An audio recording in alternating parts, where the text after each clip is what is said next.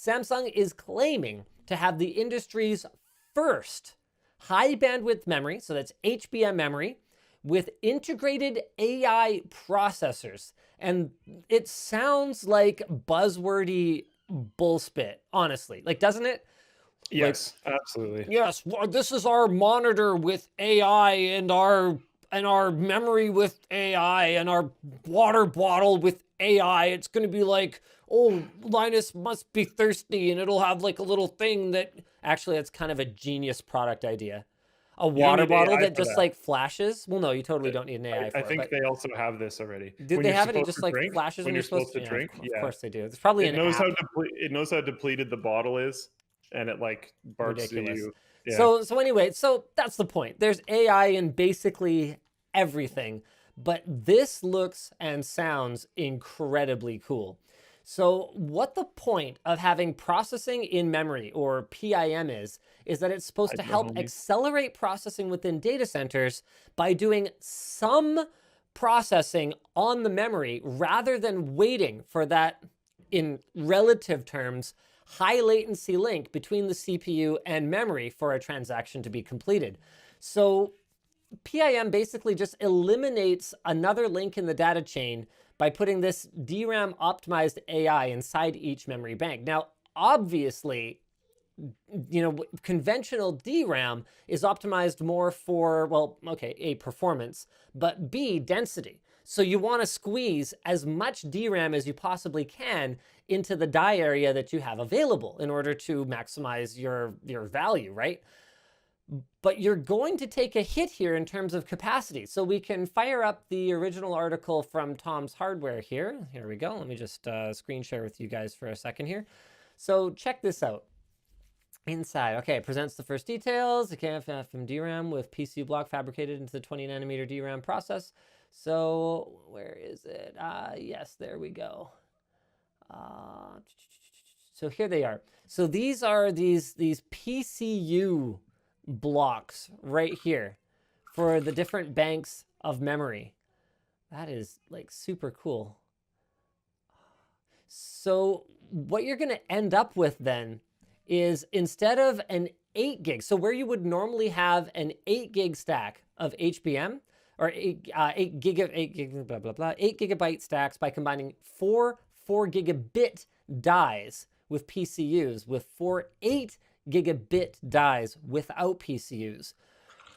Whew. Okay, so where you would normally have 8 gigabytes worth of memory in a stack, you will now get 6 gigabytes of memory, and they're going to be combining. Okay, wow. Man, I couldn't hear what you said. Siri, I'm not talking to you. It's incredible how often that thing goes off when I'm not actually talking to it. So this requires Samsung's existing HBM2 AquaBolt architecture to properly take advantage of the hardware improvement, but they claim it can offer over a 2-time system performance improvement with a reduction of over 70% in power consumption. And With time, that's got to be just for the memory, right? I would It certainly can't be think with the so. system as a whole. Yeah, They're phrasing it like it sounds like they're talking about system as a whole, Yeah. but there's no way. And the craziest part about this, and this is like, often you'll read about these kinds of breakthroughs, like, oh, we created a carbon nanotube hard drive, DNA storage, or whatever the case may be. And it's something that's literally just sci-fi pretty much, but they got kind of close to it in a lab. Unlike those things, Samsung says that this advancement doesn't require any other hardware or software changes. So the memory it will intelligently know what to work on and what not to work on, making it just an easy choice for anyone who wants to gain a massive improvement in performance per watt in existing systems. So this could be huge for all kinds of industries, high performance computing and the scientific community. So because quickly moving large amounts of data should no longer be bottlenecked as severely by memory bandwidth. So they'll be presenting their paper, a 20 nanometer, 6 gigabyte function in memory DRAM based on HBM2 with a 1.2 teraflops programmable computing unit using bank level parallelism for machine learning applications. That is actually the name of the paper. Um, at the International Solid State Circuit's virtual conference, which begins on February 22nd. So it's currently being tested inside AI accelerators. I wouldn't expect to see this in a GPU, for example, anytime soon. But validation is expected to be completed by summer of this year, which means we could actually see these things deployed within like a year or so. That's pretty freaking incredible. I don't know, man. Sometimes I guess I'm a little bit too inside the box thinking, but this is not the kind of thing that I would have seen coming. I mean, we talk about a lot of kind of, future tech. We do a lot of future crafting on this show and just in general, just when we're talking, but like this is not putting so you got your CPU, right? And then you got your memory and your CPU. You got your your SRAM. And then now you're going to take your RAM and you're going to put like a little CPU in that. And then it's like, at what point do you just have all CPUs and all memories? And then the memory on the CPU gets bigger. And then the CPU and the memory gets bigger. And then now you've got two CPUs and two memories. You're just running a cluster. Siri, I'm not talking to you. Go away.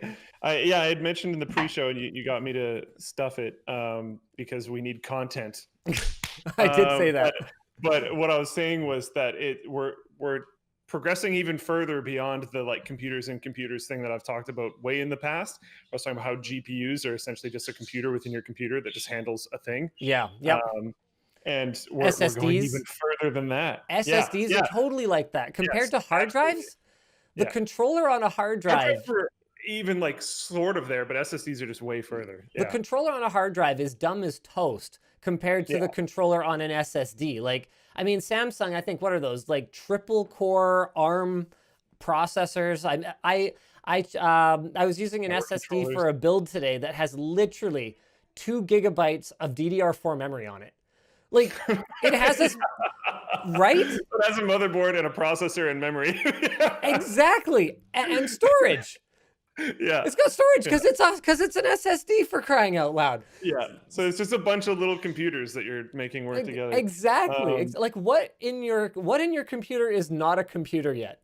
Your power supply, I would make the argument, is not really a computer. There's some pretty advanced ones that have microcontroller grade, processing capabilities, but I wouldn't call that a CPU. Whereas, that SSD that I was talking about, Samsung 980 Pro, it's got full-on, ARM core processors in it.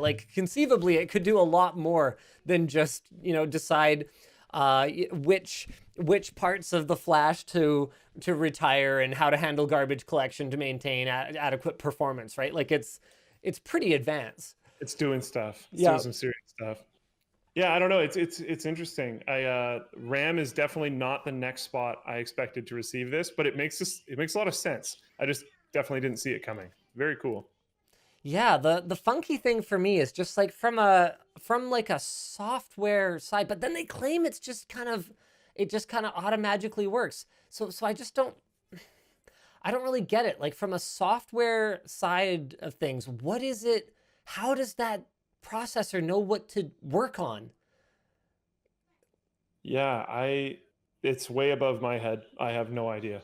Okay. I wish I did. It sounds cool. I suspect we'll learn a lot more during that paper presentation that I believe you mentioned on February 22nd. We're definitely going to have to do some kind of update on this. This is the kind of thing where if we could get our hands on any of this kind of stuff, we'd love to do a full LTT. Just diving into this, learning about it. This is the kind of thing that I'll bring up in writers' meeting and everyone's gonna be like, me. I wanna work on that one because it's just so cool. Because it's just not the way that I think about the relationship between a central processor and RAM. So RAM, from my understanding, holds the data that the CPU needs to work on. So then, what? The CPU would say, hey, I need to work on this thing.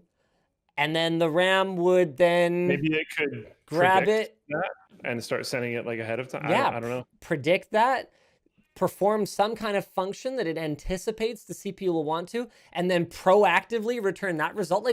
How does this work? I have no even sort of a clue, but I'm excited for February 22nd. Yeah, really cool. There's honestly not that many things these days with like desktop computers where I'm like, holy crap, that could be potentially like absolutely freaking amazing.